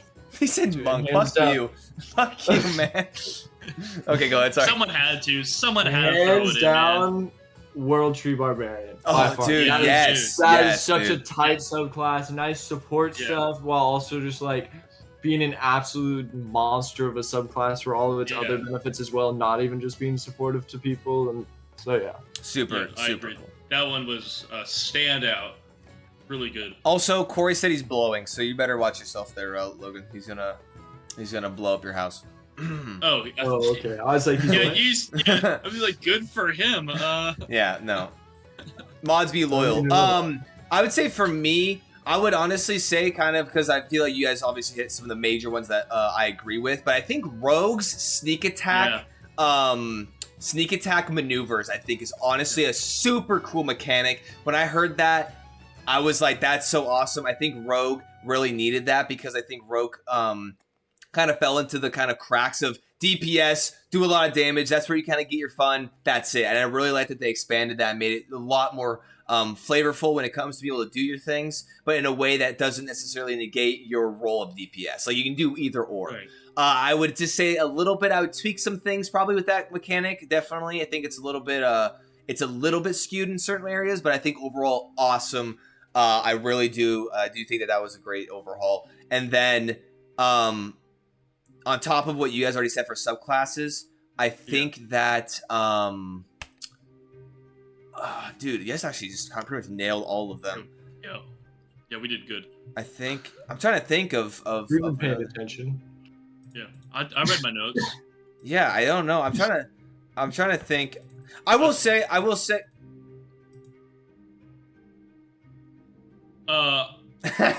on. I'm thinking. I know which one it is. I know it is. Hold on. I'll get it before you got it. No, I know it. No. It is the Path of Glory. No, yeah, it is. It is. Fuck you. Damn it. Yes, it is. The Oath of Glory Paladin, with the fact that you just manifest literally majesty, and you just cleave and kill and just become him. You literally, they have the feature of become him. Do what you need to do. I'm gonna pull it up real quick. Where is it? Yeah, because the only reason I knew what you were thinking of is because after I said my piece, I thought of it as like, dude, there was a paladin one that was super fun. Yeah. And because in my mind, I remember it as the Path of Placebo. Yes. Level 20, Living Legend. You empower yourself with the legends, whether true or exaggerated, of your great deeds, and then you just do what you have to do, and that one. And you do it well. That one is that was another highlight. That one is just so cool. I will say, just to put a spotlight on another subclass or another class that was already doing good. Paladin is already doing good. Their updates are pretty good. I love that they're the only one I remember. I think there's another one, but they're at level 20. It's a subclass feature. And I really like that. None of them were particularly that strong. Actually, some of them were pretty strong. But it's a subclass. It gets super specific on the paladin. Which, Yeah. For an oath-based class, really fun, really strong. Yeah, exactly. I think that is. I'm pretty sure. I want to say there's one more, but I might be wrong. Is And Paladin I'm not fucking checking? Are you talking about for level 20 subclass? I think there's Level 20 subclass features. Yeah. I believe there's another one. Cleric? I don't know, but yeah, there's whatever. Yeah. But yeah, honestly, That's where I'm at. I'm super excited for 2024 for the new player's handbook. I kind of seeing that they kind of went off on a tangent a little bit with Bastions for the playtest 8. I am curious as to if maybe they're done releasing main class and subclass playtests, and maybe they're just gonna finalize it in the book. But I've heard talk of updates to certain ones people took exceptions to. 2 of them are the ones we mention often, which are Monk and Ranger. right, I've heard specifically about Ranger. I can't cite my sources on this though. It's been people talking about shit. I don't remember exactly the conversation. I'm not too so worried. I can't say if it was like Oval or whatever. Yeah. I'm not too worried about Ranger because literally, real quick, next Tavernside Talks, we're going to freaking make Ranger great again. And we're going to, well, actually, you can't make something that was already just like, shit, great, again, because if you have to make it great to begin with. Yeah. But we're gonna make Ranger. Exactly.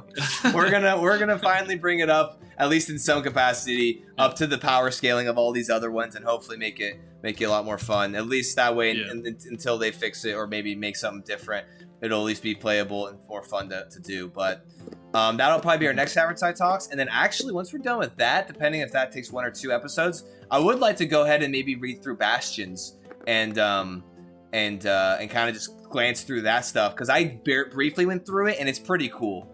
I think I was talking to you, Connor. Go ahead. Yeah.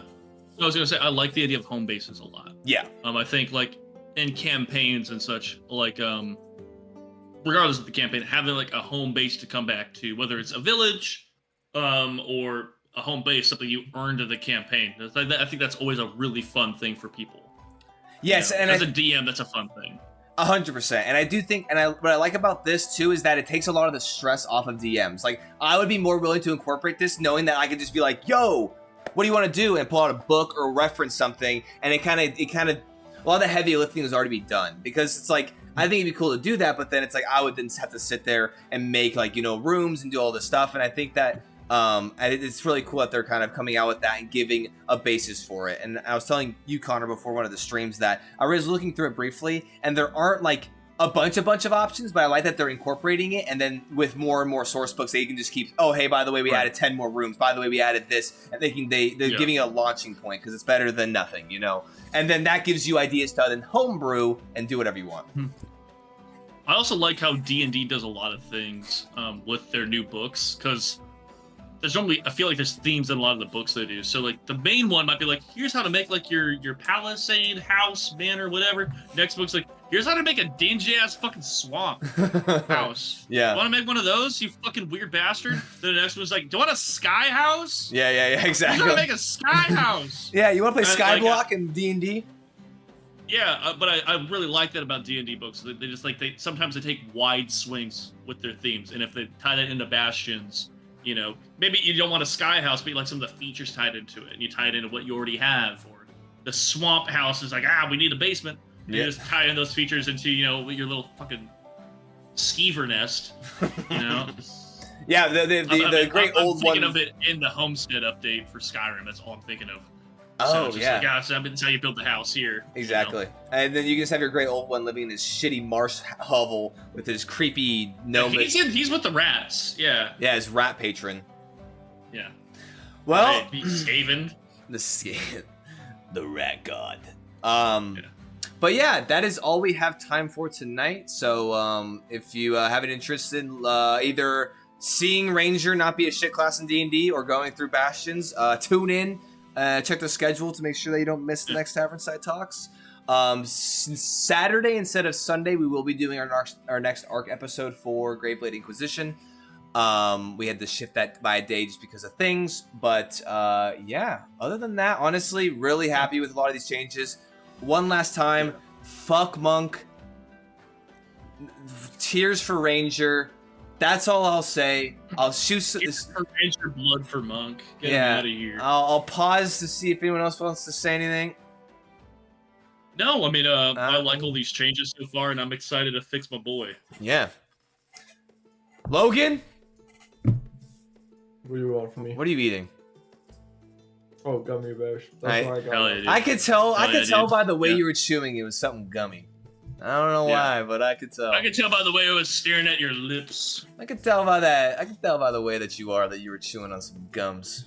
I was like, "Fuck, man, I want some gummy. I want some gummy bears, so I gotta go grab some. I was like, I can't argue with that. Yeah. We're on their tangent about the swamp grade old one. I'm good, man. I got a second.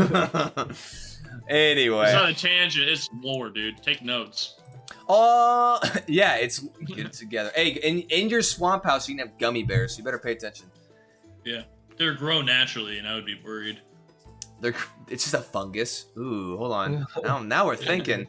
But anyway, thank you everybody so much for hanging out with us. Corey, thanks for being here. Thanks for hanging out. Thanks for quoting Connor in the fact that he definitely would force us to make poison resistant characters. Thank you for being on the way to I'm not blow up accountable Logan's house. because I have bad memory. That's why we record all of our sessions. Wait, I'm gonna start recording the session 0 so that way we can really. That will Yeah. be. If you record session 0s, you're all gonna be pissed at me because I gaslight girl boss a lot. Also, they'd be like 9-hour episodes because holy shit. Yeah. Sometimes they're long. But anyway, y'all have a wonderful rest of your night. We'll catch you next time. And peace. Take it easy. Out. Take it easy.